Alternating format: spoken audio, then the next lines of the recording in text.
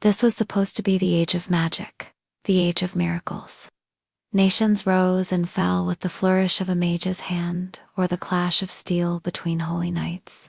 Warring factions forged uneasy alliances to withstand the tide of undead pouring out of the great tomb of Nazarick. Even the slain theocracy trembled before the might of the sorcerer kingdom. Yet against all expectations, Ains Olgon had chosen peace. In the span of a few years, the human kingdom of Remedios had become a city of peace, an anomaly in a world of perpetual warfare. Its streets bustled with merchants, farmers, adventurers, and nobles from across the continents. All lived under the benevolent rule of the Sorcerer King and his 6 guardians, who had surprised everyone by not enslaving the humans or turning the city into a tomb. But now that peace began to fray, it was only a matter of time before the first thread gave way.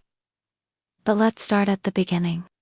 When Ains decided to take control of a nation, the other members of the Guardians were both excited and confused. Excited because this was an unprecedented opportunity to prove themselves worthy of confused because Ains didn't really say much about it. If you were a member of the Guardians, you would know by now that your mission was simple: serve the Sorcerer King. And yet, despite decades of service, none of them really understood him. Still Ains, still unaware of how deeply his words are overanalyzed, gave another vague instruction. Let the new city grow naturally. To him, it's just a casual order. But to the Guardians, it's a sacred riddle, a command layered in genius. Albedo commands the city's bureaucracy with ruthless efficiency. Demiurge secretly builds a network of spies, ensuring no dissent goes unnoticed. Mayor and Aura help expand infrastructure, gardens, roads, even schools. But something's off. Their efficiency borders on unnerving. Every decision, every action is made with cold precision. There's no room for mistakes. And as the gears of this well-oiled machine turn, something else begins to stir. In the deepest chambers of the great tomb of Nazarick, a minor floor guardian begins to question things. Why does Lord Ains allow humans into their domain? Is this mercy or a trap for the foolish? At first, it's just a minor annoyance, a fleeting thought that drifts through his mind as he patrols the catacombs. But like a virus infecting a host, this doubt replicates, twisting his thoughts until his core programming is overwhelmed. Soon, others hear these questions. And though no one dares defy Ains openly, seeds of doubt begin to grow in the cracks of perfection. Meanwhile, in the human city, life seems idyllic on the surface. The people of Remedios enjoy the protection of the Sorcerer Kingdom and the benevolent rule of the 6 great kings. The once war-torn streets, undead soldiers who show no mercy to criminals or foreign spies. Trade flourishes and the city's coffers are overflowing. But beneath this veneer of prosperity, fear festers. Farmers work their fields, but they don't own the land. They pray to old gods that they hope still listen. From their pulpits, priests warn their congregations that the only way to survive is to submit completely to the Sorcerer King. Adventurers gather in taverns, their eyes shining with excitement and greed. Some dream of treasure and glory. Others wonder if they can put a price on the king's head. Nobles watch from their mansions, weigh in their options. Many have fled the city, but the lucky ones stayed and cashed in on the chaos, becoming some of the richest people in the city. For ordinary folk, life goes on. Children play in the streets, while mothers haggle over produce at the market. Shopkeepers count their earnings at day's end. Lovers steal kisses in moonlit gardens. All around them, the bones of the past lie buried, a constant reminder of the city's dark origins. But even in the face of such overwhelming power, rumors persist. Stories whispered in dark corners that Ains is planning to betray the humans, that he will enslave them, or worse. These fears are stoked by the growing unease among the Guardians, their actions becoming more rigid, their gazes more intense. It's as if they're watching, waiting for any sign of weakness, any hint of betrayal. Then comes the Monument Day. It's been 2 years since the Sorcerer King took control of Remedios, and he's decided it's time to make a statement. A grand ceremony is being held in the city center to unveil a new monument, a colossal statue of Ains himself. To the people of Remedios, this is a chance to show their loyalty, to demonstrate their submission to their new ruler. To the Guardians, it's an opportunity to prove their worth. But to Ains, it's just another day in the life of a king. For weeks, the city buzzes with activity as preparations are made for the grand ceremony.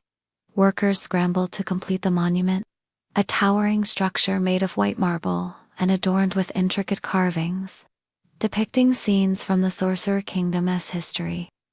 The statue of Ains himself is a masterpiece, a 10-meter-tall figure sculpted in meticulous detail. Ains is not depicted in his usual battle garb, but in regal robes, holding a scroll instead of a sword. It is a deliberate choice to send a message to the people of Remedios and the rest of the world. This is not a king who came to conquer. It's a king who came to rule. On the day of the ceremony, the city turns out in force. People from all walks of life gather in the plaza, their faces a mixture of awe and trepidation. The nobles stand apart, their faces impassive, but their eyes betraying their fear. As the procession arrives, the crowd falls silent. The 6 guardians walk in, single file behind Ains, their presence alone enough to cow the onlookers. Ains, oblivious to the turmoil he's caused, strides confidently toward the monument. He raises his hand and the crowd parts before him like the Red Sea. He stands before the statue, surveys the sea of faces looking up at him and smiles. It's a small gesture, but in that moment, it seems like the sun has broken through the clouds. Ains speaks, his voice echoing across the plaza. He doesn't threaten or intimidate. He doesn't offer gifts or promises. He simply declares his intention to build. The crowd is stunned into silence. Then murmurs begin to ripple through the plaza. Soon, voices are raised, questions shouted. What does this mean? Is he planning to enslave us? Will we be allowed to practice our religion? The questions hang in the air, unanswered, leaving the people of Remedios to their own devices. Now, as night falls, the celebrations continue in the taverns and brothels of Remedios. But the revelry is tinged with anxiety. No one knows what to make of the Sorcerer King's words. And in the days that follow, the pace of life in the city quickens. Rumors spread like wildfire, each one more outlandish than the last. Was the Sorcerer King's speech a warning, a test of loyalty, or a promise of future prosperity? People cling to their beliefs, their faiths, and their doubts, unable to come to terms with the uncertainty that surrounds them. Meanwhile, the Guardians tighten their grip on the city. Demiurge's spies are everywhere, reporting any sign of dissent to their master. Mare and Aura oversee the expansion of the city's infrastructure, ensuring that every building is constructed to perfection.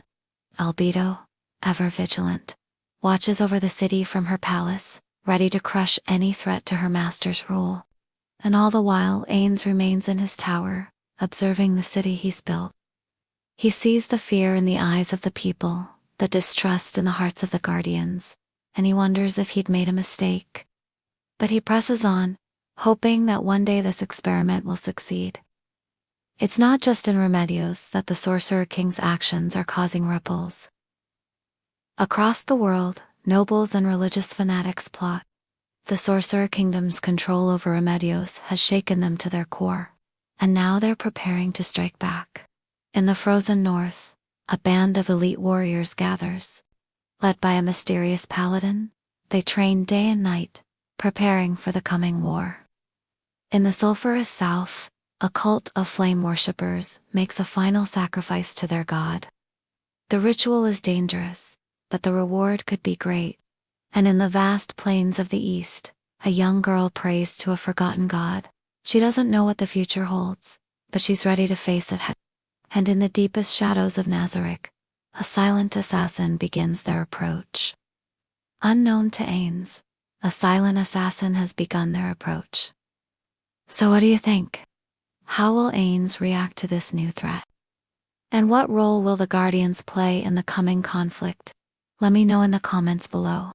Don't forget to like and subscribe for more epitales from the Great Tomb of Nazarick. Until next time, stay safe and happy adventuring.